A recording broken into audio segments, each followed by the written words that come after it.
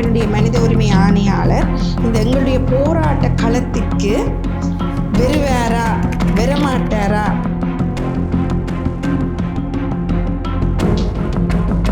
ஒரு எலும்புக்கூடு கண்டுபிடிக்கப்பட்டது. அது தொடர்பான இந்த ஏஐ படம் பெரிய அளவில் ஒரு கவனக்குவிப்பை அது தொடர்பில் ஏற்படுத்தியிருந்தது. ஒரு நித்திரையில் போயிட்டா அது அணைஞ்சு போனால் என்ன வர்றது யார் என்றதில் நாங்கள் பொதுவாக யோசிச்சினாங்க இந்த போராட்டத்துக்கு யார்கிட்டையுமே காசாக நிதியாக வாங்குறதில்லை. ஆனால் இது முழுக்க முழுக்க மக்களுடைய பங்களிப்பால் நடத்தப்பட வேண்டியது என்றதை முதலே நாங்கள் தெளிவாக முடிவெடுத்துட்டோம்.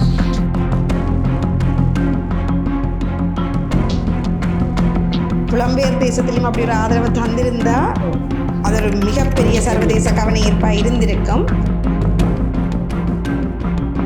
போராட்டத்தில் கலந்து கொண்ட மக்கள் பலர் எங்கே இல்லாமல் இருக்குமென்னு தாங்கள் சந்தேகப்படுற விஷயங்கள் எல்லாத்தையும் மக்கள் பகிர்ந்து வந்துருந்துச்சார். அதை வாரத உறுதி சிந்து பார்த்துக்கு, ஆனால் உங்கள்கிட்ட வாரது உறுதி இல்லை.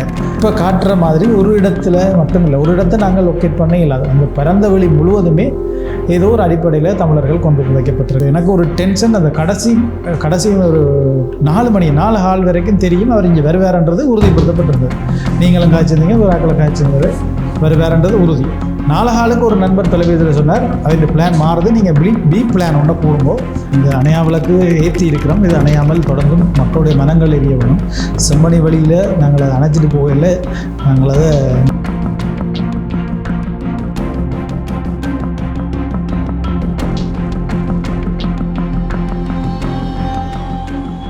நாங்கள் 23, 24, 25ஆம் தேதி மக்கள் செயல் என்ற ஒரு தன்னார்வ இளைஞர் அமைப்பினால் ஒழுங்கமைக்கப்பட்ட அணையா விளக்கு என்ற ஒரு துணிப்பொருளோடு செய்யப்பட்ட மக்களுக்கான போராட்டமானது, அதாவது செம்மணி புதைகுழியோடு இணைந்த எல்லா புதைகுழிகளுக்குமான சர்வதேச நீதி கிடைக்கணும்னு செய்த அந்த போராட்டமானது அதனுடைய அடைவு மட்டத்தை மிகப்பெரிய அளவில் அடைஞ்சிருக்கிறதுன்றது எங்களுக்கும் தெரியும். உலகங்கிற வாழ்கின்ற ஈழத்தமிழர்களாக இருக்கட்டும் அனைவருக்கும் தெரிந்த விடயமாக இருக்கின்றது. நாங்கள் பார்த்தோம்னு சொன்னால் இந்த இலங்கையை பொறுத்த வரைக்கும் ஈழத்தமிழர்களுக்கான நீதி மறுக்கப்பட்டு அவர்களுக்கு மேலே நடந்த குற்றங்கள், வன்முறை சம்பவங்கள் எல்லாமே கடந்த 4 தசாப்த காலமாக நடைபெற்று கொண்டு வந்திருக்குது. ஒரு தொடர்ச்சியான ஒரு அநீதி ஒன்று ஈழத்தமிழர்களுக்கு அவர்களுடைய உரிமைகளுக்காக மறுக்கப்பட்டு கொண்டு வந்த ஒரு போராட்டமாக இருக்கின்றது. அப்படி வந்த ஒரு போராட்டத்தில் தான் ஈழத்தமிழர்களுக்கு காணாமலாக்கப்பட்டோருக்கு அல்லது இறுதி யுத்தத்தின் போது வலிந்து காணாமலாக்கப்பட்டவர்களுக்கு அல்லது கடந்த 30-40 வருடமாக காணாமலாக்கப்பட்டவர்களுக்கு என்ன நடந்தது என்று சொல்லி இதுவரையும் இலங்கையில் இருந்த ஆட்சியாளர்களோ அல்லது அந்த ஆட்சி பீடங்களோ எந்த விதமான ஒரு நீதியையும் பொறுப்பு குரலையும் வழங்கவில்லை என்றது எல்லாருக்குமே ஒரு தெரிஞ்ச விடயமாக இருக்கின்றது. அப்படி பார்த்திங்கன்னா இந்த வரலாறு நாங்கள் எடுத்து பார்த்தோம்னு சொன்னால் இந்த செம்மணி புதைகுழி எப்பொழுது பேசு பொருளாக இருந்தது என்று சொன்னால் 96 இருந்து 99ஆம் ஆண்டு காலப்பகுதிக்குள்ள சுண்டுக்குழி மகளிர் கல்லூரியைச் சேர்ந்த ஒரு சகோதரி, ஒரு மாணவி கிருஷாந்தி என்று சொல்லப்பட்டவர் காணாமலாக்கப்பட்டவர் தொடர்பான ஒரு விசாரணையை முன்வைக்கப்பட்ட பொழுது அந்த வழக்கு தாக்கல் செய்யப்பட்டு அந்த வழக்கின் பிரகாரம் அதனோடு சம்பந்தப்பட்ட குற்றவாளியாக தற்பொழுதும் நீதிமன்றத்தில் ஒரு மரண தண்டனையை பெற்று இருக்கின்ற அந்த குற்றவாளியினால் கொடுக்கப்பட்ட வாக்கு மூலமானது தான் அதில் ஒரு புதிய முக்கிய திருப்புமுனையாக இருந்து வந்தது. அந்த குற்றவாளியால் கூறப்பட்டதன் பிரகாரம் ஒரு என்ன சொல்கிற உத்தியோகபூர்வமாக இல்லாட்டியும் 400 தொடக்கம் 600 வரையிலான உடலங்கள் அங்கே புதைக்கப்பட்டதாக அவரால் குறிக்கப்பட்டிருந்தது. இருந்த பொழுதிலும் அந்த கிருஷாந்தியினுடைய வழக்கு தீர்ப்பு கொடுக்கப்பட்டதுக்கு பிற்பாடு இந்த விடயமானது அதோடு முடிந்து விட்டது. அவ்வாறு முடிந்து விட்டதுக்கு பிறகு தற்பொழுது மீண்டும் இந்த செம்மணி விவகாரமானது தலை தூக்கி இருக்கின்றது. நாங்கள் எடுத்து பார்த்தோம் என்று சொன்னால் ஈழத்தமிழர்களுக்கு சர்வதேச ரீதியில் நாங்கள் இறுதி யுத்தம் முடிஞ்சதுக்கு பிறகு எத்தனையோ தரப்புகளால் அழுத்தங்கள் கொடுக்கப்பட்டிருந்தது. இலங்கை அரசாங்கம் பொறுப்பு குரல் வழங்க வேண்டும் என்று சொல்லியும் சர்வதேச நீதி பொறிமுறைக்குள்ளே நாங்கள் கொண்டு போகப்பட வேண்டும், அதாவது போர்க்குற்றங்கள், அதாவது கிரைம்ஸ் அகெயின்ஸ்ட் ஹியூமனிட்டி, அதாவது மனிதனுக்கு எதிரான குற்றங்கள் அப்படியானவர்களுக்கெல்லாம் சர்வதேச நீதி வேணும் என்று சொல்லி போகப்பட்ட பொழுதிலும் எந்த விதமான மனித உரிமை அந்த கவுன்சில்லையோ அல்லது ஜெனீவா அந்த கூட்டத்தொடரிலேயோ தீர்மானங்கள் நிறைவேற்றப்படுகின்றதை நாங்கள் பார்த்திருக்கிறோம். ஆனால் அந்த தீர்மானங்களில் நிறைவேற்றப்பட்ட விடயங்கள் இலங்கை அரசாங்கத்தின் மீது அழுத்தங்கள் பிரயோகிக்கப்படுதோ இல்லாட்டி அந்த பொறிமுறையை கொண்டு வந்து செயற்படுத்தப்படுறதோ நாங்கள் பார்க்கவில்லை. அப்போ இவ்வளோ காலமே ஈழத்தமிழர்கள் ஒரு அகிம்சை வழியாக ஜெனீவாவுக்கு போகிறது இல்லாட்டி மனித உரிமைகள கூட்டத்தொடரில் கலந்து கொள்வது மாதிரி இருந்தது. அப்படி இருந்த ஈழத்தமிழர்களுக்கு இந்த செம்மணி விவகாரம்ன்றது தற்பொழுது கிடைத்த ஒரு நீதிக்கான தொடர்ச்சியான பயணமாகத்தான் நான் பார்க்குறேன். நீங்கள் அதை எப்படி பார்க்குறீங்க? எனக்கு செம்மணி பற்றி அதிகம் முதல் தெரியாது. நான் இருந்தது வன்னியில் செய்திகளாக வாசிச்சிருக்கேனே தவிர இவ்வளவு மனதை தொடுற ஒரு சம்பவமாக அது எனக்கு இருக்கையில். நான் ஊடகத்துக்கு வந்த பிறகு எழுத தொடங்கின பிறகு இந்த செம்மணி புதைகுழி கிரிசாந்தி நினைவு நாள் வந்தது. அப்போ அதுக்கு ஏதாவது எழுத வேணும்னு சொல்லி பழைய பத்திரிகைகளை தேடத் தொடங்கின போது தான் அதை பற்றி இப்போ சொல்ல எனக்கு புல்லரிக்கும். அவ்வளவு செய்திகள் அதை பற்றி இருந்தது. அப்போ அவ்வளோத்தையும் ஒருக்கா தொகுத்து பார்ப்போம்னு தான் தொகுத்து பார்க்கும்போது அந்த செம்மணியில் என்ன நடந்தது, எப்படியோ மறைக்கப்பட்டது, அதுக்கு முதல் இங்கே நடந்த அந்த ஆர்ப்பாட்டம், அதில் அந்த மாணவி ஒரு ஆள் படுகொலை செய்யப்பட்டது, அதாவது வானத்தில் அடித்து கொல்லப்பட்டது, அதுக்கு போராட்டம், அந்த சம்பவங்கள் எல்லாமே ஒரு படம் மாதிரி அந்த இதில் வந்துட்டுது. 2-3 பேர் சேர்ந்து அந்த வேலை செய்தாங்க. பிறகு அதை வெளியிட்ட பிறகு மக்கள் மத்தியிலேருந்து சரியான ஒரு இது இவ்வளோ அநீதி நடந்திருக்குன்றது இன்னொரு தலைமுறை கிட்டத்தட்ட நாங்கள் ஒரு 10 வருஷத்துக்கு பிறகு அந்த விதத்தை ஞாபகப்படுத்தினாங்க. அப்போவே மனசுக்குள்ளே அந்த வேலையில் ஈடுபட்ட எல்லாருக்குமே இது எப்படியாவது நாங்கள் திருப்பி அதை சொல்ல வேணும், இந்த பிரச்சனையை திருப்பி நாங்கள் பேசு பொருளாக்க வேணும் என்ற ஒரு யோசனை அப்போவே இருந்தது. ஆனால் பிறகு காலக்கோலம் காரணமாக எல்லாருமே பிரிஞ்சு போனோம், வேறு ஊடகங்களுக்கு போனோம், ஊடகங்களை விட்டு வெளியேறணும், அந்த இதெல்லாம் நடந்தது. இப்போ 2025 திருப்பி இதை தோண்டும் போது ஒரு மனசுக்குள்ளே ஒரு சரியான கவலை இருந்தது. ஆனாலும் இதுக்கு முதல் கொக்குழாயில் கண்டுபிடிக்கப்பட்ட மனித எலும்புக்கூடுகள், அங்கால மன்னாரில் கண்டுபிடிக்கப்பட்டது, திருக்கேச்சத்தில் கண்டுபிடிக்கப்பட்டது எல்லாமே அதுக்கு அந்த அகழ்வுக்கு பிறகு நீதிமன்ற தீர்ப்புகள், நீதிமன்ற நடவடிக்கைகள், ஊடகங்களில் வெளிவர செய்திகள், ஊடக கட்டுரைகள், தொல்லியல் திணைக்களத்தின் முடிவுகள் எல்லாமே இந்த மனித புதைகுழிகள் தொடர்பில் அநேகமான ஆக்கள் மத்தியில் ஒரு அயற்சியை ஏற்படுத்தியிருந்தது. என்ன இவங்க கிண்டுறாங்க, இவ்வளோ தொகையான எலும்புக்கூடலை கண்டுபிடிக்கிறாங்களோ ஒரு தீர்வுன்னு சொல்கிறாங்க இல்லை என்ற ஒரு ஏமாற்றம் தான் மிஞ்சிருந்தது. இந்த விடயத்திலையும் இவங்க இப்படி தான் கிண்டுவாங்களோ அதில் கடைசியில் ஒன்றும் இல்லையாண்டு போயிடுவாங்க என்ற ஒரு பார்வையோடு தான் இந்த விஷயங்களை கவனிக்க தொடங்கியிருந்தோம். திடீரென்று பார்த்தா அந்த குழந்தை பிள்ளை என்ற ஒரு எலும்புக்கூடு கண்டுபிடிக்கப்பட்டது. அது தொடர்பான அந்த படம் பெரிய அளவில் ஒரு கவனக்குவிப்பை தொடர்பில் ஏற்படுத்தியிருந்தது. சரியான ஒரு கவலையை ஏற்படுத்தியிருந்தது. இந்த குழந்தை இல்லாமல் ஒரு போரில் ஏதாவது செய்து குற்றச்செயலில் ஈடுபட்டிருக்கு, அந்த குழந்தைகள் எல்லாம் ஏன் கொன்று புதைச்சிருக்கணும் என்ற ஒரு கவலை பல நாட்கள் நித்திரை இல்லாமல் செய்திருந்தது.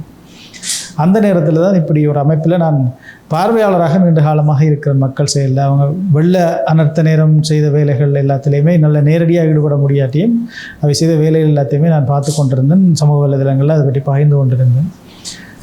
இது பற்றி பேசுபொருள் அங்கே பேசப்படும் போது எனக்கு உண்மையிலேயே ஏதாவது நாங்கள் இவ்வளோ காலம் சுமந்த ஒரு வலியை எப்படியாவது மக்கள் மத்தியில் வெளிப்படுத்த வேணும் என்ற ஒரு எண்ணம் எனக்குள்ள உருவானது. பிறகுதான் நான் சரி இதில் முழு மூச்சாக ஈடுபட வேணும், இதை எப்படியாவது நாங்கள் வெளிப்படுத்த வேணும் என்று சொல்லி இந்த மக்கள் செயல் முன்னெடுத்த அந்த அணையா விளக்கு போராட்டத்தில் என்னை ஈடுபடுத்தி கொண்டேன். நீங்கள் சொன்ன மாதிரி தாண்டியரா அந்த குழந்தை பிள்ளைன்ற விடயம்ன்றது கவன ஈர்ப்பை பெருமளவில் மக்கள் மத்தியில் கொண்டு போனேன்னு சொன்னோம்.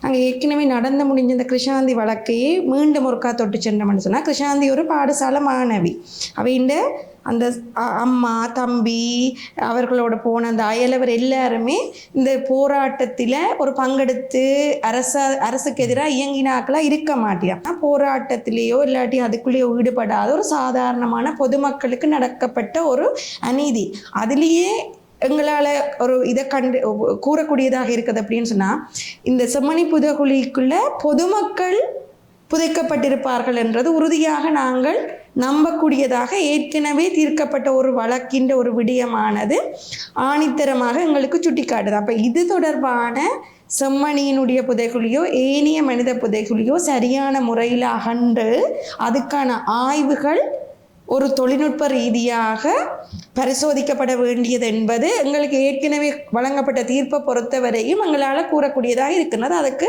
கண்டிப்பாக அரசு அதுக்கான ஆவணம் செய்ய வேண்டும் என்றதான் மக்களுடைய எதிர்பார்ப்பாகவும், மக்களுடைய எதிர்பார்ப்புன்றதை விட அதுதான் அரசு செய்ய வேண்டுமென்றது உறுதியாக கூறக்கூடிய விடயமாக இருக்கின்றது. அடுத்ததான் இந்த மக்கள் செயல் அமைப்பை பற்றி நீங்கள் குறிப்பிட்டது போல கண்டிப்பாக அந்த விடயம் இதில் நாங்கள் பேசி செல்ல வேண்டும்னு சொன்னால் அது ஒரு தன்னார்வ ஒரு இளையோர் அமைப்பு. இப்படியான வெள்ள நிவாரணங்கள், வெள்ளப்பெருக்கு, இயற்கை அனர்த்தங்கள் காரணத்தில் எந்த விதமான ஒரு சுயநலமும் இல்லாமல் மக்களுக்காக களத்தில் இறங்கி எந்த பின்புலமும் இல்லாமல் ஒரு செயற்பட்ட பல அமைப்புகளை சேர்த்து ஏதாவது மக்களுக்கு தங்களோட பங்களிப்பை செய்யணும் என்று சொல்லி உருவாக்கப்பட்ட ஒரு அமைப்பாக இருக்கிறது. அதுக்கு பின்னால் பல இளைஞர்கள் அந்த அமைப்பில் இருக்கிறார்கள். அதில் இருக்கிற ஒவ்வொரு இளைஞர்களையும் எடுத்து பார்த்தா ஒவ்வொரு துறை சார்ந்தவர்களாக இருக்கிறார்கள். சாதாரணமான ஒரு விவசாயம் செய்பவர்களாகவோ ஒரு வியாபாரம் செய்பவர்களாக இருக்கலாம், எல்லாருமே சேர்ந்த ஒரு கூட்டு அமைப்பாகத்தான் அங்கே இருக்கின்றது. நானும் அந்த அமைப்பில் ஒரு பார்வையாளராகத்தான் இவ்வளவு நாளும் அந்த இயற்கை அனர்த்த காலங்கள்லையோ இல்லாட்டி வேறு அனர்த்த காலங்கள்லையோ அவர்களோட செயற்பாடுகள் செய்யும் பொழுது களத்தில் நின்று செயற்பட்டதாக இல்லை. ஆனால் வேறு விதமான சில பங்களிப்புகளை நான் அந்த இடத்துல செய்திருக்கிறேன். இந்த விடயம் அங்கே பேச கொண்டு வரைக்குள்ள எனக்கும் இருந்த ஒரு விடயம் அப்படின்னு சொன்னால் இது ஒரு பொது நோக்கு. இந்த பொது நோக்கில் கட்டாயம் பங்கெடுத்து நாங்கள் செயற்பட வேண்டும் என்பதுதான் இருந்தது. அப்படி இருந்த பொழுதிலும் அதில் இணைந்து கொண்ட அதில் செயற்பட்ட இளைஞர்கள் தொடர்பான பல விமர்சனங்களை சமூக ரீதியாக வச்சிருந்தார்கள். ஆனால் இந்த இடத்துல நாங்கள் அதை உறுதியாக கூற வேண்டும் என்று சொன்னால் எத்தனை விமர்சனங்கள் வந்தாலும் அதில் இருந்த அத்தனை நூற்றுக்கணக்கான இளையோர்களும் தங்களுடைய பங்களிப்பினை முழுமையானதாகவும் பூரணமாகவும் செய்திருக்கிறார்கள் என்று சொல்லும். அவர்களுக்கு எந்த விதமான பின்னணியும் இல்லாமல் தான் இந்த போராட்டத்தை நாங்கள் ஆரம்பிச்சிருந்தோம். மட்டதஞ்சரா அந்த அணையா விளக்குன்ற ஒரு பெயர் நாங்கள் அதில் சஜஸ்ட் பண்ணியிருந்தோம். நாங்கள் தானே அந்த அணையா விளக்குன்ற பெயரை நாங்கள் எந்த காரணத்துக்காண்டி சஜஸ்ட் பண்ணினாங்கள், அதில் உங்களோட பொறுப்பு தான், பாரிய பொறுப்பு. நீங்கள் தான் அந்த டைட்டில் அந்த குழுவில் கொண்டு வந்து முன்மொழிங்க. நீங்கள் அணையா விளக்குன்னு நாங்கள் வைக்கணுமெண்டும் 3 நாட்கள் இந்த போராட்டத்தை நாங்கள் முதல் திட்டமிட்டதன் படிக்கு ஒரு நாள் அந்த போராட்டம் செய்வோம் என்று சொல்லியிருந்த நீங்கள் இந்த 3 நாட்கள் செய்யலாம் என்று சொல்லியும் நீங்கள் தான் கூறியிருந்த நீங்கள் அந்த அணையா விளக்கினுடைய அர்த்தம் இந்த 3 நாட்கள் இந்த தொடர்ச்சியாக நாங்கள் செய்ததால் தான் 3ஆம் நாள் எங்களுக்கு இந்த போராட்டம் பாடி ஒரு வெற்றியை கொண்டு அணையா விளக்குன்றதுன்ற அந்த தலைப்பின் பொருத்தப்பாடு எப்படியானதுன்றது ஒரு பாடி ஒரு விடயம். அது இனியும் நாங்கள் எடுத்து செல்ல போகிறோம். அதை பற்றி நீங்கள் கூறலாம், கதைக்கலாம். இப்போ நீங்கள் இடையில் சொன்ன விஷயத்தில் நான் மேலதிகமாக ஒரு இந்த செம்மணி பற்றி சொல்ல வேண்டியிருக்கு. இப்போ 96ஆம் ஆண்டு அகலப்பட்ட செம்மணியில் சம்பந்தப்பட்ட நேரடியாக அதை பற்றி ரிப்போர்ட்டிங் செய்த ஒரே ஒரு 3 பத்திரிகையாளர்கள். அதில் ஒருவர் அவ்வளோ இதாக செய்யலை, ஆனால் 2 பேர் டீப்பாஸ் ஆகிருக்கேன். அதில் ஒரு ஆள் அந்த நேரம் இளமையாக இருந்த ஒரு ஆள் தன்னுடைய முழு உழைப்பையும் அதில் போட்டு ஆவணப்படுத்தலை. பேரை குறிப்பிடலாம்னு நினைக்கிறேன். அவருக்கான அந்த விடயமானது இதுவரைக்கும் யாருக்கு தெரியுது இல்லைன்னு சொன்னால் 6 இல்லாமல் இப்படி காய்ச்சி கொண்டிருக்கிறதால அவருடைய பெயரை நாங்கள் குறிப்பிடலாம். பிரேமண்ணே என்று சொல்லி எங்களால் அழைக்கப்படுறவர் பிரேமானந்த். அவர் இந்த அணையா விளக்கு போராட்டத்திலையும் கலந்து கொண்டு தன்னுடைய அனுபவங்களை பகிர்ந்திருந்தார். ஆனால் அந்த அனுபவங்கள் பதிவு செய்யப்படாததுன்றது மிகப்பெரிய கவலையாக இருக்கிறது. இப்போ அவர் தான் எனக்கு ஒரு விஷயத்தை சொன்னார். உண்மையிலேயே இந்த செம்மணி புதைகுழி என்றது தோண்டப்பட்டது இப்போ அந்த கோயில் இருக்குது, அந்த கோயிலுக்கு பக்கத்தில் ஒரு பூவரச மரம் இருக்குது, அதில் தான் கிரிசாந்தியை புதைச்சது. அப்போ அதில் ஒரு புதைகுழி. பிறகு கிரிசாந்தினுடைய உறவினர்களை புதைச்சது இங்கால அந்த மரத்துக்கு அந்த இப்போ ஜூஸ் கடை இருக்குது, அதுக்கு பின்னுக்கு இருக்கிற இடத்துல அது இப்போ மண்ணை போட்டு மூடிட்டினேன். பிறகு இப்போ 2025 முதல் அதாவது அந்த சிந்துபாத்தி மயானத்துக்குள்ளே வந்து ஏதோ கட்டுமான பணிகள் மேற்கொள்றதுக்காக கிடங்கு வெட்டப்படும் போது கண்டுபிடிக்கப்பட்டது வேறொரு இடம். பிறகு திருப்பி அரசாங்கத்தோட அனுமதியோட, நீதிமன்ற அனுமதியோட புதைகுழி அகல தொடங்கும் போது அங்கே தண்ணி நிற்கிறபடியாக சும்மா எதேச்சியாக வேறொரு இடத்துல தோண்டி இருக்கணும். அங்கே தான் இப்போ 27 தாண்டி போய் கொண்டிருக்கு. அதை விட பேராசிரியர் ராஜ்சோமதான் சொல்லியிருக்கிறார், மேலோட்டம் அந்த மேலாய்வு என்று சொல்லிக்கணும். அந்த ஆய்வு முறைப்படி இன்னும் ஒரு இடத்துலையும் மனித புதைகுழி இருக்கலாம் என்று நாங்கள் போராட்டம் நடத்தியதுக்கு பின்னாலேயும் மனித புதைகுழி இருப்பதாக கூறப்படுகிறது. நீ அதை தோண்டி பார்த்தா தான் தெரியும். அந்த போராட்டத்தில் கலந்து கொண்ட மக்கள் பலர் எங்கே இல்லாமல் இருக்குமென்று தாங்கள் சந்தேகப்படுற விஷயங்கள் எல்லாத்தையும் மக்கள் பகிர்ந்து கொண்டு இருந்துச்சுன்னா இப்போ அது இவ்வளோ தூரம் உண்மை அவன் சந்தேகங்கள் அது. ஆனால் அந்த நேரத்தில் 96-97 காலப்பகுதியில் செம்மணி வழி முழுவதுமே இராணுவ பிரசன்னம் இருந்திருக்கு. எனவே செம்மணி மனித புதைகுழி என்றது இப்போ காட்டுற மாதிரி ஒரு இடத்துல மட்டும் இல்லை, ஒரு இடத்தை நாங்கள் லொக்கேட் பண்ண இல்லாது. அந்த பரந்த வெளி முழுவதுமே ஏதோ ஒரு அடிப்படையில் தமிழர்கள் கொண்டு புதைக்கப்பட்டிருக்கிறார்கள். எனவே செம்மணி மனித புதைகுழி வெளி என்றுதான் அதை நாங்கள் எதிர்காலத்தில் அடையாளப்படுத்த வேண்டி இருக்கு. இப்போ நீங்கள் கடைசியாக விட்ட விஷயம் இந்த அணையா விளக்கு. பொதுவாக தமிழர்களுடைய இந்த ஆட்சி வரலாற்றை பார்த்தா போராட்டத்தோடு தொடர்பட்ட வகையில் 300 வருடங்கள் தான் ஒரு தமிழ் மன்னருடைய ஆட்சி காலம், ஒரு தமிழ் மன்னர் மரபருடைய ஆட்சி காலம் இருந்திருக்கு. எங்களுக்கு சங்க காலம் 300 வருஷம், சங்க காலம் 300 வருஷம், சோழர் காலம் 200 வருஷம். பிறகு பார்த்திங்கன்னா விடுதலை புலிகள் தலைமையிலான அந்த ஆயுத போராட்ட அமைப்பின் காலம் 30 வருடங்கள். இந்த 3க்கும் எங்களுக்கும் ஏதோ தொடர்பு இருக்குது தமிழர்களுக்கும். அதுதான் இந்த 3 நாட்கள் என்றது. ஒரு ஏதோ ஒரு காலத்தவை மற்றது இப்போ எல்லாருமே பரபரப்பான வேலை, டைம் இல்லை. எனவே ஒரு நீண்ட நெடிய காலத்துக்கு இந்த அணையா விளக்கை கொண்டு போகிறது சாத்தியம் இல்லை. எனவே 3 நாட்களுக்குள் இதை அந்த 3 மித்தோ ஏதோ ஐதீகத்தின்படி ஒரு 3 நாளுக்குள்ளே வைக்கலாம் என்று நான் யோசித்தேன். பிறகு அது எல்லாருமே யோசித்து அந்த முடிவு எடுத்தோம். முதல்ல நாங்கள் எல்லாருமே யோசித்தது ஒரு பேனரை பிடிச்சி கொண்டு அந்த நாளில் வரிசையாக நிற்போம், காலையிலேருந்து பின்னேரம் வரைக்கும் அமைதியான முறையிலேருந்து தான் யோசித்தது. பிறகு பார்த்தது இந்த ஐடியா வந்தது. பிறகு இந்த அணையா விளக்கு பற்றி எப்படி ஐடியா வந்ததுன்னா, நான் அந்த சும்மா காணாமலாக்கப்பட்டோர் பற்றி நிறைய டாக்குமெண்ட்ரிஸ் பார்ப்பேன். அதே மாதிரி அப்பப்போ வர செய்திகள் எல்லாத்தையும் பார்த்துட்டு இருக்கும்போது அதில் பொஸ்னியாவில் போன வருஷம் அங்கே காணாமலாக்கப்பட்ட 300 பேருக்காக ஒரு போராட்டம் நடந்திருக்கு. அந்த போராட்டத்தில் அந்த காணாமலாக்கப்பட்ட 300 பேருமே பயன்படுத்தின டீ அவன் வாழ்க்கையில் அவன் அந்த இன மக்கள் தேநீர் கோப்பை, தேநீர் மிக முக்கியமானது. இப்போ இங்கே எப்படி இங்கே எப்படி புட்டு ஒரு முக்கியமானது இருக்குது, அவங்களுக்கு தேநீர். அவங்கள அந்த தேநீர் கோப்பைகளை வச்சு அந்த 300 தேநீர் கோப்பைகளை வச்சு பெரிய அளவில் ஒரு போராட்டம் செய்திருந்தோம். இப்போ நானும் இங்கே காணாமலாக்கப்பட்ட ஒரு போராட்டத்தை 2015 எல்லோரும் பார்த்து கொண்டிருக்கோம். அப்போ நிறைய விஷயங்கள் சொல்லியிருக்கோம். இப்போ அதே மாதிரி எங்களோட கல்ச்சருக்குள்ளே இருக்கிற ஏதாவது ஒன்று எடுத்து வச்சு இதை செய்தால் என்ன என்ற ஒரு ஐடியா அப்போ யோசிக்கும்போது தமிழருடைய விளக்கு மிக முக்கியமானது. விளக்கு 2 அர்த்தம் இருக்குன்னு எங்களுக்கு தெரியும். ஒன்று ஒளியை பரப்புறது, மற்ற நாங்கள் சொல்ல வர விஷயத்தை தெளிவாக விளங்கப்படுத்துறது. எனவே அந்த அணையா விளக்கு என்றால் எங்களோட பண்பாட்டில் ஒரு நம்பிக்கையை முன் வச்சு அந்த விளக்கை ஓயாமல் எரிய விடுறது. அதை இப்படி இங்கே அதை பிரதி செய்து அப்படியே அதை மாற்றினது தான் இது நடந்த. இது எனக்கு மட்டும் இல்லை, எல்லாரும் சேர்ந்து தான் அது ஒரு ஐடியாவை வளர்த்தெடுத்தது. அந்த ஐடியாவை முன்மொழிஞ்சது நீங்கள், பிறகு நாங்கள் அந்த ஏற்பாட்டுக்குழுவில் இருந்து எல்லாருமே அதை ஏற்படுத்தி நாங்கள் அடையாளப்படுத்தி கொண்டு போனாங்க. அந்த அணையா விளக்கை நாங்கள் தற்பொழுது இந்த தமிழ் சமூகத்திட்ட எப்படி அந்த பொறுப்பு தமிழ் சமூகத்துக்கு இருக்கிறதுன்றதையும் நாங்கள் இதில் சொல்லணும்னு சொன்னால், எங்களோட நீதி மறக்கப்பட்டிருக்குது. எங்களோட இனத்துக்கு மேலே கட்டவிழ்த்து விடப்பட்ட இந்த வன்முறைகள், குற்றங்கள் எதற்குமே இதுவரைக்கும் நீதியோ பொறுப்பு குரலோ வழங்கப்படவில்லை. ஆகையால் இனி வருகின்ற எல்லா சமூகங்களும் தற்பொழுது ஏற்றி வைத்திருக்கப்பட்டிருக்கின்ற இந்த அணையா விளக்கானது செம்மணி புதைகுழிக்கோ அல்லது செம்மணி போன்ற ஏனைய புதைகுழிகளுக்கு மாத்திரமல்ல, கடந்த 30-40 வருட காலமாக தமிழர்கள் மீது நடைபெற்ற இந்த குற்றங்கள், இன வன்முறைகள், இனி தமிழர்களுக்கு வருகின்ற அனைத்து பிரச்சனைகளும் உங்களுக்கு தெரியும். இனப்பிரச்சனை ஒரு பாரிய பிரச்சனை, பௌத்தமயமாக்கல், சிங்களமயமாக்கல் ஒரு பாரிய பிரச்சனை, அவை எல்லாவற்றிற்குமான ஒரு நீதிக்கான ஒரு வெளிச்சம்தான் இந்த செம்மணியின் அணையா விளக்கில் ஏற்றி வைக்கப்பட்டிருக்கிறது.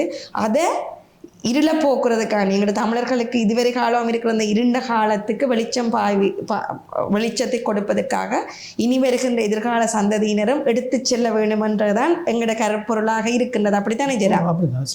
இந்த போராட்டத்தை கட்டமைக்கின்ற பொழுது எப்படி நாங்கள் கட்டமைச்சோம் என்ற ஒரு விடயமானது நாங்களால் கூறப்பட வேண்டும் இந்த இடத்துல.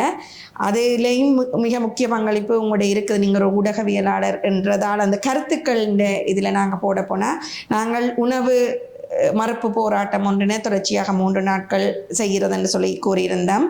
அடுத்ததாக இந்த அணையா விளக்கை நாங்கள் தீபத்தினை ஏற்றி அதை அணையாமல் 3 நாட்களும் அதை அந்த தீபம் எரிஞ்சு கொண்டிருக்கணும்ன்றதில் நாங்கள் மிக உறுதியாக இருந்தோம். அதில் நான் மறந்துட்டாங்க, அதில் சின்ன ஒரு விஷயம் சொல்லுவோம். நீங்கள் சொல்கிற விஷயம் தான் அதை டெவலப் பண்ணிக்கிறேன். தீபம் அணையா விளக்கு 3 நாள் எரிய வேணும்ன்றது திட்டமிட்டாச்சு. ஆனால் அந்த முதலாம் நாள் 23ஆம் தேதி 10:10க்கு தீபம் ஏற்றினிலிருந்து இந்த 3 நாளும் அதை அணையாமல் பாதுகாக்கிறதுக்கு இப்போ அங்கே இருந்தபடியில் எங்களுடைய ஆர்வலர்கள் எங்களுடைய செயற்பாட்டாளர்களும் இணையர்களும் சரியாக கஷ்டப்பட்டுச்சு. உண்மையிலேயே அந்த செம்மணி வெளியில் அனல் காற்று தான் அடிக்க ஒரு மண் சட்டியில் ஒரு தீபத்தை வச்சு பாதுகாக்கிறன்றது சாத்தியமே இல்லாது. அது நூந்து போகும். எண்ணெய் விடணும், எண்ணெய் கூட விட்டா அது எண்ணெயவே அதை நூற்றுடும். ஒரு ஆள் நித்திரையில போயிட்டா அது அணைஞ்சு போனா எண்ணெய் விடுறது யார் என்றதுல அந்த வந்து நின்று இரவிரவாக அந்த முழிச்சிருந்து அந்த தீபத்தை அணையாமல் பாதுகாத்த எங்களோட இளைஞர்களோட பங்களிப்பு அது நாங்கள் வார்த்தைகளால் சொல்ல முடியாது. அவர்களுக்கு அது அவர்களோட உள்ளத்துல இதுவரைக்கும் அவை யாருன்றது கூட நாங்கள் எந்த இடத்துலையுமே நாங்கள் வெளிப்படுத்தப்படவும் இல்லை. அவர்கள் அதை விரும்பவும் இல்லை. நாங்கள் ஒரு சிலர் மட்டும்தான் இந்த ஊடகங்களில் நாங்கள் பேசிக்கொண்டு வருகிறோம். அந்த அவர்கள் அதுக்கு பின்னால் அவர்களோட பங்களிப்புன்றது மிகப்பெரிய பங்களிப்பாக இருக்கின்றது. அடுத்து நாங்கள் இதில் நிறைய விடயங்களை குறிப்பிட்டிருந்த நாங்கள், அதாவது வரலாறு கடத்தப்படணும்ன்றதில் நாங்கள் மிக முக்கியமாக இருந்த நாங்கள். அது எப்படின்னு சொன்னால், பழைய செம்மணியில் நடைபெற்ற விடயங்கள், அது அந்த பத்திரிகை செய்திகள், அது தொடர்பான விடயங்கள் நீங்கள் ஏற்கனவே கூறின மாதிரி பிரேமண்ணாண்ட உரையெல்லாம் நாங்கள் ஏற்கனவே எங்களோட நிகழ்ச்சியினரெல்லாம் உள்ளடக்கி இருந்த நாங்கள். ஏனென்று சொன்னால், இந்த விடயம் அடுத்தடுத்த தலைமுறைகளுக்கு கடந்து போகணும்ன்றதும் இது தொடர்பாக தெரியாதவர்களுக்கெல்லாம் அது தொடர்பான ஒரு விழிப்புணர்வு ஏற்படுத்தப்பட வேண்டும் என்று சொல்லியும் மற்ற ஒரு நாடகம் ஆற்றுக செய்திருந்த நாங்கள். அது தவிர காணொளிகள் அதில் காண்பிக்கப்பட்டிருந்தது, பல காணொளிகள் காண்பிக்கப்பட்டிருந்தது. இன்னொரு பொது விடயம் என்னென்று சொன்னால், பொது வழியில் நாங்கள் பகிரங்கமாக அறைகூவல் விடுத்திருந்த நாங்கள் எந்தவித அரசியல் கட்சி பேதமும் இல்லாமல், யாரும் இதில் எந்த வேறுபாடுகளும் இல்லாமல், இது மக்களால் ஒழுங்கமைக்கப்படுகின்ற ஒரு போராட்டம். அதாவது எங்களுடைய வலிந்து காணாமலாக்கப்பட்ட அந்த உறவுகள வலி வேதனைக்கான ஒரு போராட்டம். சர்வதேச நீதி கிடைக்கணும், சர்வதேசத்தின் கவனத்தை ஈர்க்கணும், யாரும் அந்த இடத்துல வந்து கலந்து கொள்ளலாம்ன்றதை நாங்கள் பொதுவாக வெளிப்படுத்தியிருந்த நாங்கள். பிறிதொரு விடயம், உங்களுடைய பங்களிப்புகளை நீங்கள் தன்னார்வமாக விரும்பி கொண்டு வந்து தரலாம். அதில் நாங்கள் குறிப்பாக குறிப்பிட்டிருந்தது, இந்த எங்களுடைய அணையா விளக்கிற்கான எண்ணெயும் திரியும் அதோட மலர்களையும் கொண்டு வந்து அஞ்சலி செலுத்துறதுக்காண்டி நாங்கள் குறிப்பிட்டிருந்தாங்க. இது தொடர்பான ஒரு விடயம் எவ்வாறு எங்களால் ஒழுங்கமைக்கப்பட்டது? நாங்கள் பொதுவாக யோசிச்சாங்க, இந்த போராட்டத்துக்கு யார்கிட்டையுமே காசாக நிதியாக வாங்குறது இல்லை, ஆனால் இது முழுக்க மக்களுடைய பங்களிப்பால் நடத்தப்பட வேண்டியது என்றதை முதலே நாங்கள் தெளிவாக முடிவெடுத்துட்டோம். எனவே தான் நான் இந்த போராட்டத்துக்கு முதற்கட்டமாக தேவைப்பட்ட நாங்கள் யோசித்து வச்சிருந்த பொருட்களை மட்டும் மக்கள்கிட்ட இருந்து கோரியிருந்தோம். தேங்காய், திரி, மலர், மற்றது தண்ணீர், அது எல்லாமே அந்த டைம் கிடைச்சது. ஆனால் இந்த போராட்டத்தின் மையமே அந்த ஒரு உயிர் நாடி என்னென்னு பார்த்தால் தேங்காய் தான். தேங்காய் ஒரு துளி கூட நாங்கள் தனிப்பட்ட ரீதியில் காசு கொடுத்து வாங்கல. எல்லாமே மக்கள் கொண்டு வந்து அந்த இடத்துல 5 லிட்டர் 1 லிட்டர் ஒரு சின்ன போத்தலில் எல்லாமே மக்கள் தான் தாங்களாக கொண்டு தந்தார்கள். கிட்டத்தட்ட நான் நினைக்கிறேன் ஒரு நாளைக்கு 10 to 15 லிட்டர் தேங்காய் தேவைப்பட்டிருக்கு. 3 நாளைக்கும் 50 லிட்டர் தேங்காய் கிட்ட மக்களே கொண்டு வந்து கொடுத்து அந்த விளக்கை எரிய வச்சிருந்தது. நாங்கள் கொண்டு வந்து அதில் தாங்களே ஊற்றி எரிச்சதும் பார்க்கக்கூடியதாக இருந்தது. பெரிய ஒரு நல்ல விஷயமாக அது இருந்தது. மக்களுடைய பங்களிப்பு அதான் அந்த மக்களால் மக்களுக்கு என்ற அந்த எண்ணக்கரு அப்படியே அங்கே வெளிப்படுத்தப்பட்டிருந்தது. அது ஒரு விஷயம். ஆனால் அதுக்குள்ளே நிறைய விஷயம் ஆவணப்படுத்தப்பட்ட விஷயங்கள்லாம் நிறைய பேர் வந்து பார்த்துச்சுன்னா, அதுக்கு நாங்கள் 1008 விமர்சனங்கள் இருந்தாலும் உதயன் பத்திரிகைக்கு நன்றி சொல்ல வேணும். அந்த நேரத்தில் இங்கே உதயன் பேப்பர் வந்து கடும் ரிஸ்க் எடுத்து அந்த செய்திகளை வெளியிடாட்டி நாங்கள் இன்றைக்கு அந்த வரலாற்றை வெளிப்படுத்தி இருக்க இயலாது. அவைகிட்ட அனுமதி இல்லாமல் பலமே அப்படியான விஷயங்கள் செய்ய காப்பிரைட்ஸ் எடுக்க வேணும். அவைண்ட அனுமதி இல்லாமலே நாங்கள் அதெல்லாம் காட்சிப்படுத்தி இருந்தாங்க. அது நிறைய ஆக்களுக்கு போய் சேர்ந்தது. மற்றது அங்கே காட்சிப்படுத்தப்பட்டிருந்த விஷயங்கள், அதில் குறிப்பாக ஆங்கில ஊடகங்கள் கூட அதில் அதிகம் மெனக்கட்டிருந்தது. அதிகமான மக்கள் வந்து இந்த ரோட்டில் போகிற வாராக்கள் எல்லாமே நின்று அதில் படம் எடுத்து போட்டு தங்களுடைய உணர்வுகளை வெளிப்படுத்தும். அந்த முட்கம்பியில் தொங்க விடப்பட்டிருந்த யூனிஃபார்ம், அதாவது பள்ளி சீருடையும் அந்த அதில் இருந்த அந்த காட்சி மிக ஒரு பேசுபொருளாகப்பட்டிருக்குது. பட் அந்த போராட்டத்தோட மக்களை ஈஸியாக கனெக்ட் பண்ணுறது அந்த அந்த சீருடைக்கு ஒரு பங்கு இருந்தது. அது நல்லா வந்திருந்தது. சில பேர் சொல்லிச்சு அதை நீங்கள் கலட்டிடக்கூடாது, அப்படியே இருந்திருக்க வேணும் என்று. அநேகமான சொல்லிச்சு நீங்கள் தொடக்க நாள்லேயே அதை முன் வச்சிருக்க வேணும் என்று சொல்லி. எங்களுக்கு தெரியும் மக்கள் செயல்ன்றது ஒரு பிரம்மாண்டமான அமைப்பாக வெளியில் தெரிஞ்சாலும் உள்ளுக்கு ஒரு வெகு சிலர் தான் அதுக்குள்ளே வேலை செய்து கொண்டிருந்தாங்க. அது நிறைய ஐடியாக்கள் எல்லாருக்குமே வந்தது. ஆனால் எங்களுக்கு ஆட்பலம் பத்தாது. மற்ற கலைத்துவம் சார்ந்த எண்ணங்கள் வந்தாலுமே அதை வெளிப்படுத்தக்கூடிய இன்னொரு விடயம், நாங்கள் நிதி யாரிடம் இன்னும் பெற்றுக்கொள்ளவில்லை. ஆகையால் நாங்கள் அதுக்கு அந்த எங்களிடம் இருந்த நிதிக்கு அளவாகத்தான் நாங்கள் பல விடயங்களை செய்யக்கூடியதாக இருந்தது. இதில் இன்னொரு விடயம் நாங்கள் குறிப்பிட வேண்டும். எங்களுக்கு வந்து அந்த கூடாரங்களை அமைச்சு தந்ததாக இருக்கலாம், அந்த சிற்றுண்டிகளை உணவுகளை தந்தவர்களாக இருக்கலாம். இப்படி பலர் எங்களுக்கு தாங்களாகவே வந்து தங்களோட பங்களிப்பை செய்தார்கள். அதுக்கும் நாங்கள் இந்த மக்களுக்கு நன்றி கூற கடமைப்பட்டிருக்கிறோம்.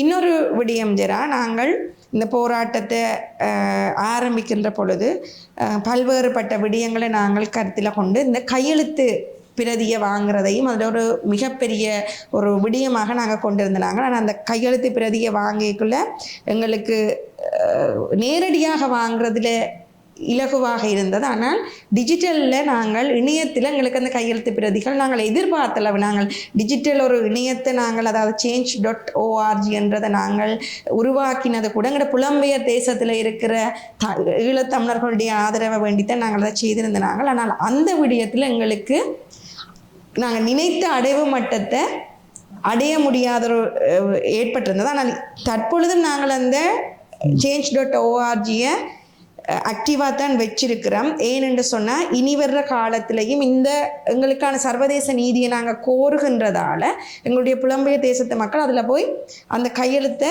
இட வேண்டும்னு சொல்லி அவர்கள் தயவு செய்து அதில் எந்த விதமான பணத்தையுமே வைப்பிலிட வேண்டாம்ன்றதும் ஒரு பெரிய விஷயமா இருக்குது. அது உங்களுக்கு நாங்கள் அதை எப்படி இனி வர்ற காலத்தில் இந்த ஆன்லைன் பெட்டிஷனை இப்படி நாங்கள் கொண்டு போகக்கூடியதாக இருக்கும். இப்போ நாங்கள் அது ஒரு நல்ல விஷயம். உலக அளவில் பல மாற்றங்களை change.org செய்திருக்கு. அவே இப்போ வெள்ளைக்காரர்களுக்கு வேறு சமூகத்தவர்களுக்கு அது மிக முக்கியமான விஷயமா இருக்குது. இப்போ எங்களுக்கு இந்த டிஜிட்டல் உலகத்தில் டிக்டாக்கை பயன்படுத்துகிற அளவுக்கு, ரீல்ஸை பயன்படுத்துகிற அளவுக்கு மாற்று டிஜிட்டல் தளங்களை பயன்படுத்த தெரியலை. இதெல்லாம் சரியாக நாங்கள் வலுவாக பயன்படுத்த வேண்டிய ஒரு தளங்கள். இதில் கையெழுத்திட்டாக்கள் குறைவாக இருந்தாலும் கூட பெரிய அளவில் நிதி பங்களிப்பை செய்திருக்கணும். நான் நேற்று சொல்லிச்சினும் 2,71,000 அதில் காசு போடப்பட்டிருக்கு. அவை நினைக்கணும் அந்த காசு போராட்டம் செய்ய எங்களுக்கு வரும், ஒருபோதும் அது எங்களுக்கு வராது. அது அந்த வெப்சைட்டுக்கு தான் ஆகையால இனி அந்த இதில் பணத்தை வைப்பிலிடாமல் கையெழுத்தை மட்டும் வைத்தால் அது ஈழத்தமிழர்களுக்கான நீதிக்கான ஒரு ஆவணப்படுத்தலாக இருக்கும் என்றதையும் நாங்கள் இந்த இடத்துல குறிப்பிட வேண்டும். ஆகையால் அந்த change.org என்ற இணையதளத்தை பார்க்கிற அத்தனை பேரும் தங்களோட கையெழுத்து அதில் இடுகிறது பொருத்தமானதாக இருக்கும். அடுத்தது ஜெனா, நாங்கள் இந்த முதலாவது நாள்லேருந்து இந்த 3வது நாள் வரையிலான எங்களோட போராட்டத்தின் அந்த போக்கினை பற்றி நாங்கள் கட்டாயத்தில் பேசியே ஆக வேணும். அதுக்கு முதல் 2 நாட்களுக்கு முதல் நாங்கள் ஊடக சந்திப்பை நடத்தியிருந்த ஊடக சந்திப்பை நாங்கள் நடத்தி முடித்ததுக்கு பிற்பாடு எங்களுக்கு வந்த அந்த வரவேற்பு, அது தொடர்பான பேசு பொருட்கள் எல்லாம், அதை பற்றி பேசியதெல்லாம் அது எங்களுக்கான ஒரு வரவேற்பாக இருந்தது. ஏன்னா அந்த மக்களுக்காக செய்யப்படுகின்ற ஒரு தன்னார்வ இளையோர் அமைப்புன்றதால எங்களை வரவேற்று இருந்தார்கள்.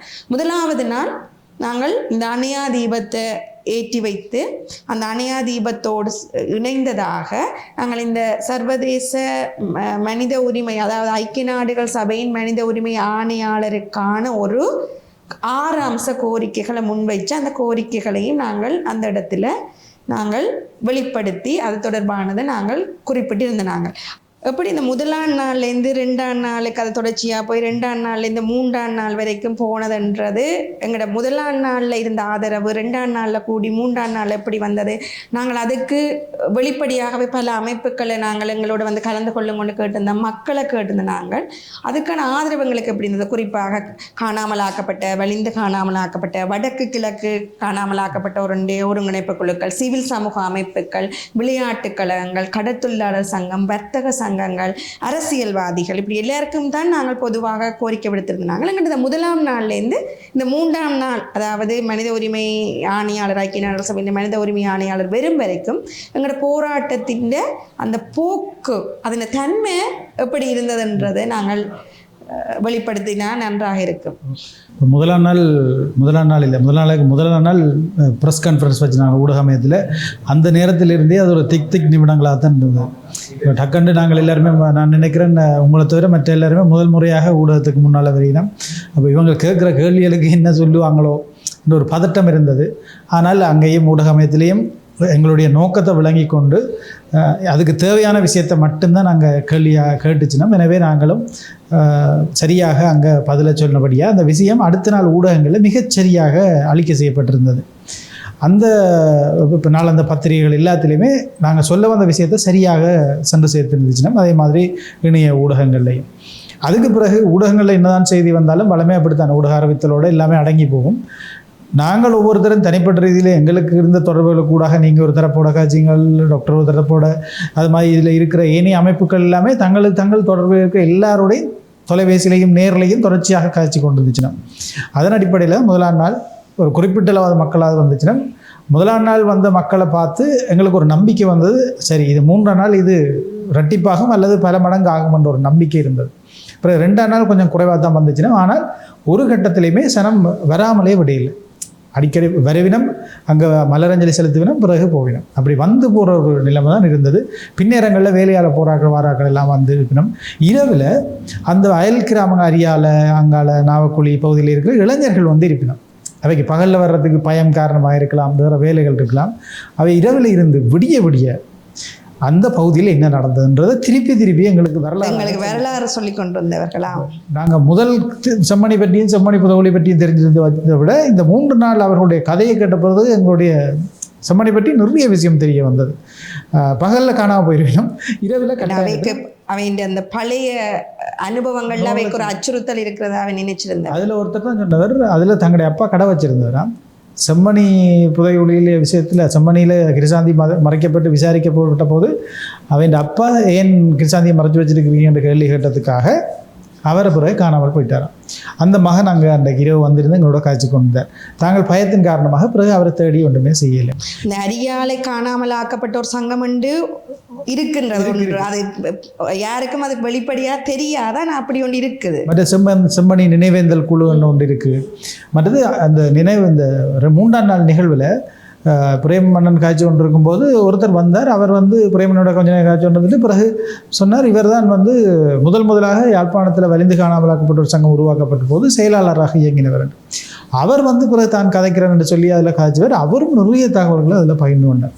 இப்படி அந்த 3 நாட்களுமே தகவல்கள் வெளிப்படுத்தப்படும் ஒரு நிகழ்வாகவும் இது மாறி இருந்தது. அதாவது இந்த சம்பவத்தோடு தொடர்பட்ட தகவல்கள், அதாவது மக்களுக்கு உணர்வுகள் இருக்கின்றது, அவர்களுக்கு அந்த போராட வேணும் என்ற ஆர்வம், நீதி கிடைக்கணும் என்று இருந்தாலும் பயம் காரணமாக சில பேர் அந்த வெளிப்படுத்துவதை தவித்து வந்தார்கள் என்றது எங்களுக்கு இந்த செய்தி புலப்படுத்துறது. அப்போ இப்படித்தான் மக்களுடைய பங்கேற்பு இருந்தது. ஆனால் கடைசி நாள் 3ஆம் நாள் நாங்கள் எதிர்பார்த்ததை விட அதிகளவான மக்கள் அதில் கலந்து கொண்டிருந்தார்கள். வடகிழக்கு முழுவதும் மட்டக்களப்பிலிருந்து வந்துருந்துச்சுன்னு. மற்றது பார்த்தா 2ஆம் நாள் 3ஆம் நாளில் மட்டக்களப்பில் ஒரு போராட்டம், திருவோணமலையில் ஒரு போராட்டம். இந்த விஷயத்தை அணையாவலுக்குன்ற விஷயத்தை முன் வச்சு அங்கே நாங்கள் சொல்லாமல் எங்களோட அவைக்கு எந்த தொடர்புமே இல்லை. அவையே தன்னெழுச்சியாக போராட்டங்கள் நடத்தி எங்களுக்கு ஆதரவு இருந்துச்சுன்னா, யாழ்ப்பாணத்தின் சனத்தொகையோடு ஒப்பிடும்போது அங்கே திரண்ட ஆக்கள்ன்றது குறைவு தான். பெரிய அளவில் செம்மணி வெளியே இருந்த பொழுதிலும் அந்த ஆதரவு எங்களுக்கு தந்திருந்தார்கள். புலம்பெயர் தேசத்திலும் அப்படி ஒரு ஆதரவு தந்திருந்தா அது ஒரு மிகப்பெரிய சர்வதேச கவன ஈர்ப்பாக இருந்திருக்கும். ஆனால் எங்களுக்கு வடக்கு கிழக்கில் அந்த ஆதரவு பாரிய அளவில் இருந்தது. இது ஒரு தன்னெழுச்சியான போராட்டம் என்ற வகையில் இவ்வளோ மக்கள் ஒரு இடத்துல திரள்றது, அதுவும் ஒரு குறிப்பிட்ட ஆக்கள் எந்தவித முன்னறிமுகமும் பெரிய அளவில் இல்லாத ஆக்கள் செய்த இதில் வந்து பெரிய இதுதான். மற்றது சிவில் சம்பவங்கள் அவையா பிறகு Zoom மீட்டிங் போட்டு காய்ச்சவை எங்களை தாண்டி அவையா ஒழுங்குபடுத்தியும் சில நிகழ்வுகளை செய்திருக்கிறோம். இன்னொரு விடயம் ஜெரா, இப்போ பலருக்கு பல விதமான ஒரு விடயம் இருக்கிறதுன்னு சொன்னால், இந்த ஐநாவினுடைய மனித உரிமை ஆணையாளர் இந்த எங்களுடைய போராட்ட களத்திற்கு வெறுவாரா வரமாட்டாரா, எப்படி வந்தார், நாங்கள் அதற்கு என்ன முயற்சி செய்தோம்ன்றதை நாங்கள் கட்டாயம் இதில் பதிவு செய்து போகணுமன்றது எங்களுடைய அந்த அமைப்பின் சார்பில் என்னுடைய கருத்தாக இருக்குது. நீங்கள் அதை பற்றி என்ன நினைக்கிறீங்களா? அப்படி நினைச்சா நான் அது தொடர்பான ஒரு சில வார்த்தைகளை கூறலாமா? எனக்கு ஒரு டென்ஷன், அந்த கடைசி ஒரு 4 மணி 4 ஹால் வரைக்கும் தெரியும் அவர் இங்கே வருவாருன்றது உறுதிப்படுத்தப்பட்டிருந்தது. நீங்களும் காய்ச்சிருந்தீங்க, ஒரு ஆக்களை காய்ச்சிருந்தது, வருவாருன்றது உறுதி. 4 ஹாலுக்கு ஒரு நண்பர் தொலைபேசியில் சொன்னார், அவருடைய பிளான் மாறுது, நீங்கள் பி பிளான் ஒன்றை போடுங்க, அவை வந்து இங்கே வரமாட்டினா. அதுக்கு பல்வேறுபட்ட காரணங்கள் இருக்குது. நாங்கள் பல வழிகளில் இந்த ஐநா மனித உரிமை ஆணையாளரை கொண்டு வரணும் என்று சொல்லி மிக பாரிய முயற்சிகள் எடுத்திருந்தாங்க. அதாவது இமெயில் அனுப்பியிருந்த நாங்கள், அவருக்கு வேறு விதமாக இங்கே இருக்கிற ஐக்கிய நாடுகள் சபையினுடைய அந்த ஒருங்கிணைப்பாளர் மூலமாக அவர்கிட்ட நாங்கள் ரிக்வெஸ்ட் பண்ணியிருந்த நாங்கள் நிறைய விடயங்கள் செய்து ஏதோ ஒரு கட்டத்தில் எங்களுக்கு ஒரு நம்பிக்கை வந்திருந்தது. இந்த போராட்ட களத்துக்கு அவர் வேற என்ற நம்பிக்கை எங்களுக்கு நீங்கள் குறிப்பிட்ட மாதிரி அந்த முதல் நாளில் இருந்து போராட்டம் ஆரம்பிக்கப்பட்ட முதல் நாளிலிருந்து 3ஆவது நாள் 4 மணி வரைக்கும் எங்களுக்கான தரப்பட்ட செய்தி உறுதிப்படுத்தப்பட்ட ஒரு செய்தியாக இருந்தது.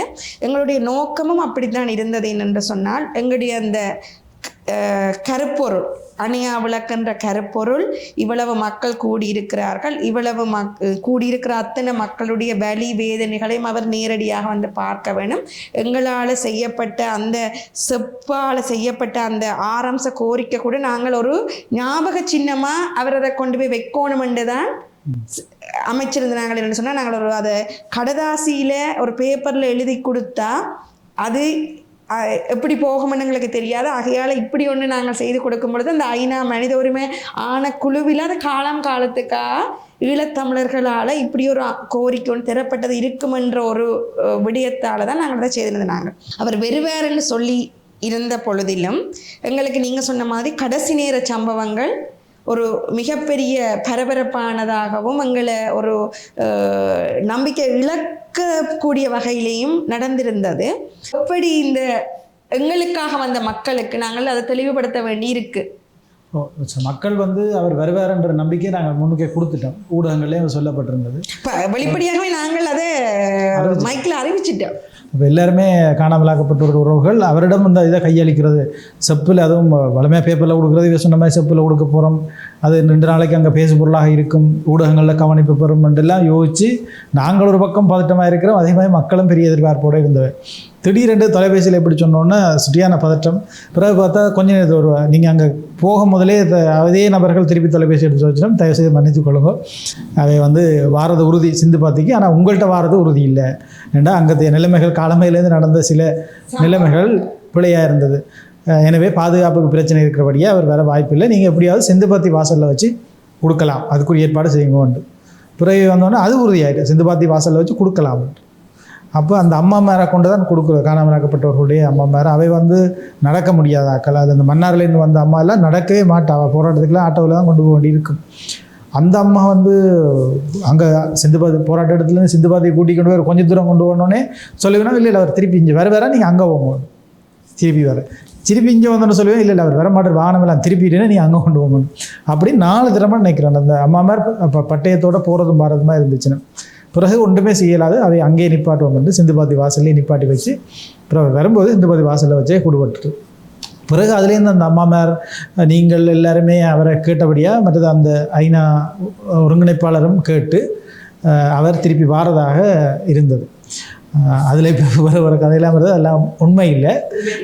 நாங்களும் காணாமலாக்கப்பட்ட அம்மா மேரும் அவர்கிட்ட கேட்டு அவர் தான் திரும்பி வந்தார். மற்றபடி அவர் போகிறதுக்கு இந்த பக்கமே வாரத்துக்கு தான் அவர் தயாராக இருந்தது. பிறகு அவர் திருப்பி கொண்டு வந்து இதில் ஒரு பெரிய வெற்றி எங்கட காணாமலாக்கப்பட்ட வலிந்து காணாமலாக்கப்பட்ட உறவுகளுக்காக அவர் அந்த அணையா விளக்க வந்து மலர் தூவி அஞ்சலி செலுத்தி அந்த இடத்துல தன்னுடைய அந்த மன வருத்தத்தை பதிவு செய்து கொண்டு போயிருந்திருக்கிறார். அதாவது ஒரு இதுவரை காணவும் இலங்கைக்கு வருகை தந்திருந்த ஐக்கிய நாடுகள் மனித உரிமை ஆணையாளர்களின் விட இது ஒரு சிறப்பு அம்சமாக இருந்திருக்குது. அது அந்த மக்கள் செயலன்ற தன்னார்வ இளைஞர் அமைப்பால் முன்னெடுக்கப்பட்ட ஒரு விடயத்திற்கான அடைவு மட்டத்தை சரியாக அடைந்திருக்குதுன்றதான் மக்கள் சார்பில் எங்களோட ஒரு இந்த இடத்துல நாங்கள் வெளிப்படுத்துகிற செய்தியாக இருக்கிறது.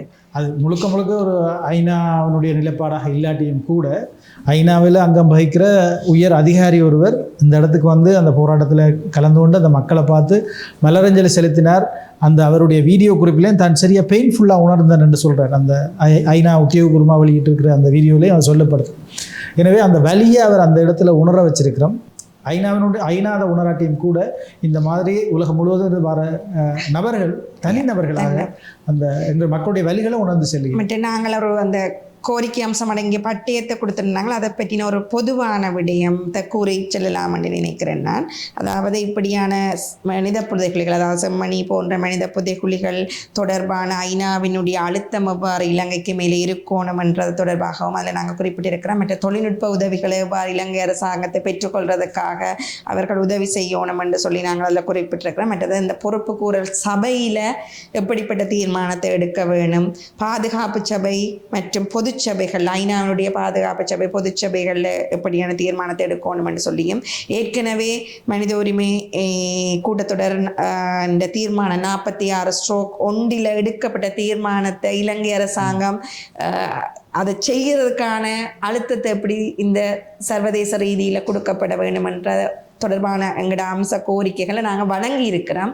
அது எவ்வளவு தூரத்துக்கு சாத்தியம் இருக்குதோ இல்லையோன்றதை விட இந்த போராட்டத்தின் மூலம் நாங்கள் அதை குறைந்தபட்சம் ஐநாவினுடைய மனித உரிமை ஆணையகத்துக்கும் ஆணையாளருக்கும் இதுதான் ஈழத்தமிழர்களுடைய எதிர்பார்ப்பாக இருக்கிறது, சர்வதேசத்திடமிருந்து அவர்களுக்கு இணைக்கப்பட்ட அநீதிக்கான ஒரு நீதியை தேடுகிறார்கள் என்ற ஒரு செய்தியை நாங்கள் அதில் வெளிப்படுத்தி இருக்கிறோம். இன்னொன்று ஜெரா, இப்போ மக்கள் செயல் என்ற அமைப்பில் நாங்கள் குறிப்பிட்டது மாதிரி ஒரு 10 பேர் நாங்கள் ஃப்ரண்ட் லைனில் இருக்கிறோம். எங்களுக்கு பின்னால் பல தன்னார்வ இளைஞர்கள் இருந்து தான் இதை செயற்படுத்துறதுக்கோ இந்த அடைவு மட்டத்தை இந்த வெற்றியக்கான பங்களிப்பை செய்திருக்கிறார்கள். இந்த மக்கள் செயல் என்ற அமைப்பு எதிர்காலத்தில் நாங்கள் எப்படியான ஒரு அமைப்பாக கொண்டு செல்லலாம், எங்களுக்கு இருந்த ஒரு சில விடயத்தை சொல்லணும், எங்களுக்கு ஏதோ ஒரு பின்னணி இருக்குன்ற மாதிரி எல்லாம் குறிப்பிட்டிருந்தார்கள். அதையும் நாங்கள் ஒரு இந்த இடத்துல தெளிவுபடுத்தி செல்லலாம் என்று சொல்லி என்னுடைய கருத்து. இப்போ இதுக்கு பின்னால் உலக தமிழர் மாணவர் ஒன்றியம் இருக்குது, சிறகுகள் இருக்குது, பசுந்தேசம் இருக்குது, இயற்கை நண்பர்கள் இருக்குது, வருத்தப்படாத வாலிபர் சங்கம் இருக்குது, தென்மராட்சி அபிவிருத்தி சங்கம் நினைக்கிறேன். அவை இந்த பேரை வழியாக சொல்லி தான் மன்னிச்சு கொள்ளுங்க. அந்த அமைப்புகள் எல்லாமே பின்னணியில் இருக்குது. ஏதோ ஒரு அடிப்படையில் அந்த அமைப்புகளை சேர்ந்தாக்களும் அரசியல் கட்சிகளோடு இணைஞ்சு வேலை செய்தாக்கள் கூட இதில் இருக்கணும். எனவே அவை அரசியல் கட்சிகளோட சேர்ந்தீங்கன்னா அவருடைய உரிமை. ஆனால் ஒரு பொது வாக்கு போடுறத வேண்டிய உரிமை. ஆனால் இப்போ பொது நோக்கத்துக்காண்டி செய்ததுக்கும் அந்த கட்சிக்கும் எந்த சம்பந்தமுமே இல்லை. எனவே இது இப்படி கூட்டணியாக வரும்போது தான் மற்ற இன்னொரு விஷயம், இந்த இளைஞர்களை தெரிவு செய்து இப்படி வர்றதுன்றது அரிய விஷயம். இப்போ எல்லாருமே ஒரு கட்சிகளோடு நிற்கிறோம். இப்போ கட்சிகளுக்கு வெளியாக இந்த மாதிரியான விஷயத்துக்கு திரள்றாக்கள் இல்லை. எனவே ஏதோ ஒரு பொது வேலையென்று வரும்போது அங்கே இருந்தால் நாட்கள் வருவினோம். வேறு ஆக்களை நாங்கள் மண்ணில் செய்து கொண்டு இங்கே வைக்க இயலாது, அதை தவிர்க்கவும் இயலாது. இதை நாங்கள் இதை விமர்சிக்கிறாக்கள் அதை விளங்கி கொள்ள வேணும். இது அடுத்த கட்டமாக வெறுமனே அரசியலை மட்டும் பேசிக்கொண்டிருக்காமல் நாங்கள் இன்னும் அதை பற்றி யோசிக்கலை தான் நாங்கள் யோசிப்போம்னு நினைக்கிறேன். ஒரு மக்கள் பேரியக்கமாக, அதாவது மக்களை கூட்டுற, இணைக்கிற, மக்களை திரட்சி செய்கிற அல்லது மக்கள் எழுச்சி ஒன்றை ஏற்படுத்துகிற ஒரு அமைப்பாக எதிர்காலத்தில் அதை முன்னெடுக்கலாம். அது தொடர்பாக நாங்கள் கலந்துரையாடல்களை மேற்கொண்டு அதை முன்னெடுக்கலாம். அதில் இப்போ கலாச்சாரம் சம்மந்தப்பட்ட விஷயங்கள், பண்பாடு சம்மந்தப்பட்ட விஷயங்கள், எங்களோட கல்வி சம்மந்தப்பட்ட விஷயங்கள் கூட நாங்கள் எங்களோட கிராமங்களோட அபிவிருத்தி பற்றிய விஷயங்கள் எல்லாமே நாங்கள் பேச வேண்டியும் செயற்பட வேண்டியும் இருக்குது. எங்களுக்கு இந்த போராட்டத்துக்கு முழுக்க ஆதரவாக இருந்தது இந்த இளைஞர்களும் மக்களும் தானே ஒழிய வேறு எந்த விதமான ஒரு பின்புலமோ யாருடைய ஆதரவோ எங்களுக்கு இல்லை என்றதும், நாங்கள் யாரிடமும் இந்த போராட்டத்திற்காக, அதாவது மக்கள் செய்கிற மக்களிடம் மட்டும்தான் நாங்கள் உதவிகளை கோரியிருந்த நாங்களே ஒழிய வேறு எவரிடம் இருந்தோ அல்லது எந்த ஒரு அமைப்புகளிடம் இருந்தோ நாங்கள் எந்த நிதி உதவியையோ வேறு எந்த உதவிகளையோ நாங்கள் பெற்றுக்கொள்ளவில்லை.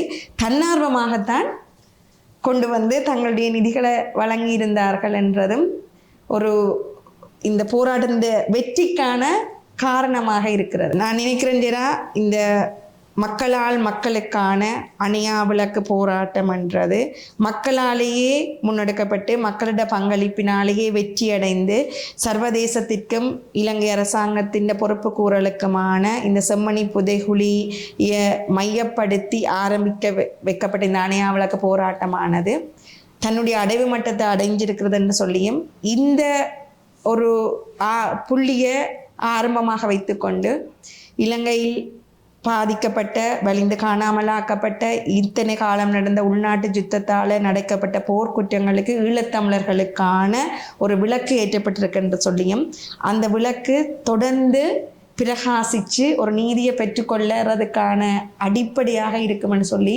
இந்த மக்கள் செயல் ஒரு விடயத்தை செய்து மக்களுக்கு ஒரு நம்பிக்கையை காட்டியிருக்கிறார்கள் என்று சொல்லித்தான் நாங்கள் இந்த போராட்டத்தின் முடிவை பற்றி கூறலாம்னு நான் நினைக்கிறேன். நீங்கள் என்ன நினைக்கிறீங்க? நல்ல அப்படித்தான் இந்த அணையா விளக்கு ஏற்றி இருக்கிறோம். இது அணையாமல் தொடர்ந்தும் மக்களுடைய மனங்கள் எரிய வேணும். செம்மணி வழியில் நாங்கள் அதை அணைச்சிட்டு போகல, நாங்கள் அதை தொடர்ந்து எங்களோட மக்களும் எதிர்கால சந்ததியினரும் அதை அணையாமல் பல பேரும் கேட்டுச்சு, நம்ம அதை அணையாமல் எரிகிறதுக்கு ஏதாவது ஏற்பாடு பண்ண கொண்டு எங்கள்கிட்ட இருக்கிற மனித வலுவை பயன்படுத்தினால் 10 அவ்வளோ நாளைக்கு தான் அதை எரிய வைக்க இயலும்.